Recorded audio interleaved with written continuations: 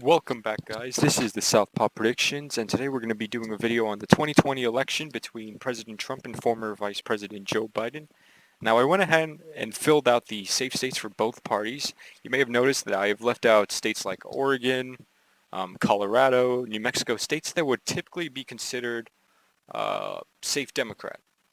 Well, probably not Colorado, but states that would typically be in favor of Democrats. But what I would categorize as safe states, I'm going to put an overlay over here. Safe states are states that go to whichever person by 10 plus points. Oregon, with what's going on right now with the BLM riots, I don't see it as being a safe state, as in Biden will carry the state plus 10 points. The reason being that when ordinary people, are succumb to fear, it doesn't help the Democrats. It's just going to at least bring people not to vote at all. Because in Portland, Mayor Ted Wheeler and I think, and the DA, I don't know if he's the DA because Oregon has some weird laws. Maybe Ted Wheeler's the chief police. I have no idea. But in Portland, these protesters are being caught and released. They are not being prosecuted to the fullest extent of law, and I think residents are taking note. I would not categorize this as a safe state, and I also have past trends. I mean, it would, as divisive as Oregon is now, it was certainly close back in the 2000 election when Al Gore took the state by 0.5 percentage points. I think it's going to be between 5 and 6 points in favor of Joe Biden. I don't think these protests are going to help him at all. So I'm going to go ahead and put Oregon in the likely blue column, just because of what's going on with the protests. Same thing with New Mexico. New Mexico is a dangerous state, but it is one that overwhelmingly supports Democrats. I think New Mexico is going to be likely blue all in this time around. Could be close. Could be close. Same thing with Colorado. Colorado is another state that's likely blue. I don't think this state will be competitive for some time. There's a lot of Californians moving to every state really, but Denver particularly, and the Denver suburbs. I think Colorado will suffer the same fate as Virginia. And Virginia will also be likely... Actually, no, you'll find out later. So anyway, now that we've established that Oregon, Colorado, and New Mexico are likely, let's go ahead and, let's see, do we have any other likely for Democrats? No, I think that's it. Now let's do the likely for Republicans. Now, Iowa, I think Iowa is likely because I don't care what the polls say. This is a state that swung from Obama's column in 2008 and 2012 to Trump in 2016 by 9 points. Insane swing. Likely is a state I would categorize as 5 plus. I think there's a lot of hidden Trump voters in Iowa as well as Ohio. I think Ohio is going to go to Trump fairly easily. I also think South Carolina is going to be likely.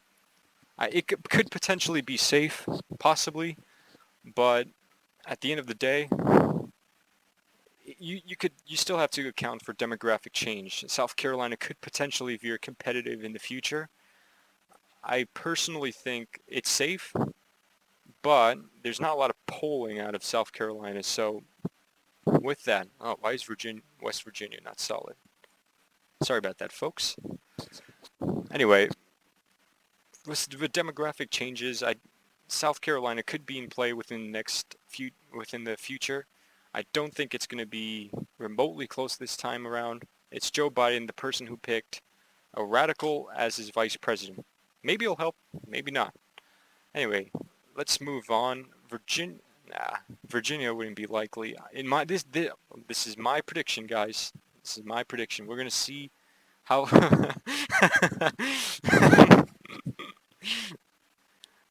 Oh man, first video, guys. Technically, Alright, so moving on. Are there any other states that would be categorized as likely for both sides? Nope. Alright, let's go to... From the states following, they're going to be lean. So this one is going to be a shock, but I'm going to put Virginia as a lean Democratic state. The reason I put Virginia as a lean Democratic state as opposed to likely or safe is the same reason as Oregon. Virginia is a state that has been drifting away from the Republican Party for quite some time now. Let's see if we could find the prior results for Virginia. And as you can see, Bush carried it in 2004, and then it went to Obama's column and never went back. I think it's going to be closer than it was in prior elections. I don't think Democrats will break 50%, but I remember in 2016, me and my boy was telling me, yo bro, keep looking at Virginia. Virginia's getting close. And I kept looking at it, but it was getting close. And to my shock, it only went to Clinton by 5 points. This was a state that veered from Bush to Trump in a huge pendulum swing, and now it's below 5. I don't think it's going to be closer than the 2016 margins, maybe a little bit better than Hillary Clinton, what she performed, because Biden is an Obama moderate Democrat, or so we're told. But either way, I'm going to put this as a lean Democratic state because I just don't think that what's going on now with the Democratic Party is going to help them in any electoral way, especially in these moderate states like Virginia. Alright, so leans. What other lean states? I'm going to put Georgia as a lean Republican state. And the reason I put Georgia in lean as opposed to likely or safe is because the polling is not looking good in Georgia for the Republicans. Now, that's not to say that the polling is right. It could very, very well potentially be wrong. But personally, I think Georgia is a lean. I think Georgia could potentially flip to the Democrats next time around. It is one of the states that went to them went to the Republicans within 5 points. These past few presidential elections, it only went to Trump by 4.4, well, slightly over 4 points, 5 points. But it's bound to get closer. It's bound to get closer. The Georgia suburbs, they're certainly growing. I think it's possible that Georgia could get much closer. Could very well be tilt. Another state that's lean, Republican, I would put Texas. Now, personally, I don't think the day will ever come that Texas turns blue. And the reason being is that you hear a lot about Californians, New Yorkers, people moving to the state. The first people moving to the state aren't necessarily the most progressive. They don't bring their ideas. For instance, it may surprise everyone, but the state with the most Republicans is California. California has more Republicans in the state than almost all of the Midwestern states. Well, probably not more than all of the Actually, yeah. If I had the statistics, I would show you. But California has the largest amount of Republicans in all of the 50 states. Those are the first people moving to Texas. And also, you have to take into account the integration factor within the immigration community. For instance, first-generation immigrants, they're typically liberal, typically vote left. But as they integrate into society, become second, third, fourth generation, they become more and more conservative. I don't think the day that left-leaning policies will dominate in Texas. Texas is a ruby red state, a business-friendly state. It is a state that, honestly, in my opinion, very well could be likely. But at the end of the day, polling is showing that it's pretty close. I don't base my predictions based off, mixture of polling and what I believe. This is a prediction after all. but Texas will not be competitive for a very long time, probably not even ever. All right. Any other lean states for either party? All right. So this is pretty much the 2016 election. I think we can all agree that this is the consensus between what we can expect on election day. Um, Probably won't be any outliers. I think I'm going to change New Mexico to safe. For now, but it very well could get closer. But this would be the consensus between everyone, between all the political forecasters. People would agree that all of these are battleground maps. So let's move on to the tilt states. Now let's go ahead and do the tilt blue states first. Now I think Nevada is going to be tilt blue because Nevada has just been always a state that looks like it favors Republicans, but at the end of the day, um, with mail-in, an older population, mail-in voting, it's just not a state that's going to benefit Republicans in the long run. Another state that's tilt blue, I'm going to go out on a limb and say Michigan. Out of all three of the Rust Belt states, 4 if you count Minnesota, I think Michigan is most likely to flip. Now, that does not take into consideration the recent Trafalgar poll. The recent Trafalgar poll that came out that shows Trump leading by 2 and James winning by 1. I think Michigan, it pains me to say this, but Michigan is going to flip to the Democrats in this election. Just because if you look at the turnout compared to past presidential elections, Michigan was fairly not even viable for Republicans. As you can see, it only went to Trump by 0.2 percentage, and this is the only election where they haven't broken 47%. I don't think they're going to win it this time around. Very well could be. They've done it before. But this time around, now that you angered all of the shaved head liberals, nah, I don't think so. Now, moving on, I'm going to go ahead and make a bold prediction. Minnesota is going to go red. I've already done it. Has that sit with everyone? Minnesota's going to win. Alright, so obviously the BLM protests have played a major factor in Minnesota. Now personally, I think the BLM protests are not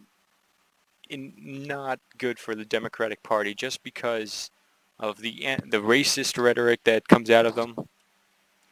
The riots and looting, the failure of politicians on the Democratic side to condemn any of these protests. Well, I'm not even going to call them protests. I'm going to call them what they are. They are anarchists. They are anarchists. They seek to disrupt the norm, and I don't think it's beneficial. I think Minnesota's going to flip. Recent polls came out showing that Joe Biden and Trump are pretty much tied. I think Minnesota is more likely than Michigan to go for Trump this election cycle. I think if Derek Chavez, I don't know how to say his last name, if he actually did his job, and he wasn't such an idiot, I think Minnesota could potentially be tilt blue. It was fairly close in 2016. If we can pull up the 2016 map for Minnesota, we will see that. Yeah, so we're talking about 2.5 points, but this is a state that has a lot of moderate Democrats. Minnesota, it will be red this time around, as well as Wisconsin. I think with what's going on right now in Kenosha, with auto dealerships burning to the ground, with a lot of unrest in the streets, with Governor Tony Evers, I think Wisconsin very well could be lean. You have to take into account the hidden Trump vote. In all of this, there is a lot of hidden Trump vote that people are not taking into consideration. And the reason that is because the Trump vote is scared to voice their opinions. The Cato Institute says that over 60% of Americans are scared of sharing their political beliefs. If you come out and say you vote for Trump, you could have this left-wing mob on social media say, follow who your boss is and say, is this your employee? He supports Trump, and put your stake in the company at risk. It's easier for these companies to, rather than lose profit in the short term, than defend you. They will fire you. And I think that's how it is all over America. A lot of people share not necessarily conservative values, but anti-left values. And part of these anti-left values is anti-BLM. Now moving on, I think North Carolina, this is a state that honestly could go either way. But I'm going to go ahead and put it into the tilt GOP. I think that North Carolina, the registration in North Carolina has favored the Republicans. So this very well could go in the 2+ GOP direction. But I could be wrong. I could be wrong. This could be a state that could easily go to the other side. Obama carried it in 2008. Can Biden muster that coalition again? I don't think so. I think once the debates come around, I think you're going to see a lot of these likely states drastically get more conservative. I think North Carolina is going to be close. But hey, we'll see. Another state, well, actually all of the rest of these states are going to be close. But I think New Hampshire will go to the Democrats this time around. And the reason I say that, it's always been a close state. I think this was the closest state in 2016. Trump came awfully close to carrying the state in 2016, but as you can see, if we can find it, New Hampshire, it was about 3,000 points that Hillary carried the state. I think with these BLM riots and how the media is portraying Trump, it could swing, but my gut feeling is saying it was blue in 2016, it's going to stay blue in 2020. Florida, I think, is going to tilt to the Republicans. Could be likely, lean. I will put an overlay specifying what constitutes safe, likely, and lean, etc. So I will put an overlay over this, but I think Florida is going to be tilt. Florida is one of those states that it will always be close. It will always be a purple state. It doesn't matter what the election is. It was close in the past 5-6 presidential elections. Florida has a very good chance of going into Trump's column. And right away, we will recap 238 to 267. So right away, for Trump to win, he only needs to carry 2 districts, and it's pretty much game over. But does he really, though? We'll find out. So that leaves us with 2 states and 2 districts. So I'm going to go ahead and say that Nebraska's 3rd congressional district very well could be the 2nd. I haven't done a lot of preparation in this video, as you can tell.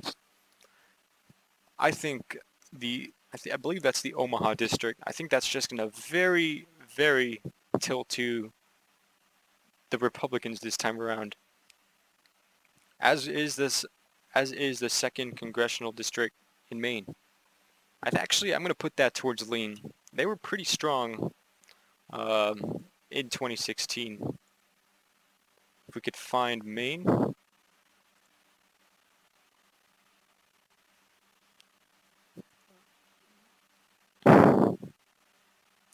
It wasn't that close in 2016, actually, the 2nd Congressional District. Well, right away, that leaves us with 2 states, Pennsylvania and Arizona. I think Arizona's on its last string, but I think ultimately Arizona is going to tilt towards the GOP. And just because Arizona is a Mormon state that had a significant share of the third party vote for Gary Johnson, I think all of those Gary voters will come home. They're going to come to President Trump, and at the end of the day, Arizona is going to be good for the Republicans for probably this election cycle, maybe 2024, but that's pretty much it. I think Arizona, it's only elections away before becoming Nevada or Virginia or Colorado. I could be wrong, though. It could change. That leaves us with Pennsylvania, and I'm going to go ahead and say Trump carries Pennsylvania. It was pretty close in 2016, but I think Trump's going to carry the state once again in 2020 with a possibly greater margin. It is a state that borders my home state of New York, but not a lot of New Yorkers, or New Jerseyans for that matter, are moving to Pennsylvania. Pennsylvania is seeing an exodus, but that's not to say registration in these areas aren't changing. So anyway, this is my 2020 election prediction. I apologize if the video is a bit amateurish, but we will increase production value as the videos go on. I will plan. Anyway, thank you for watching. Subscribe, like, and share this. Peace out, guys. If you have any comments, let them down, and I'll answer to each one. Thank you, and have a good night.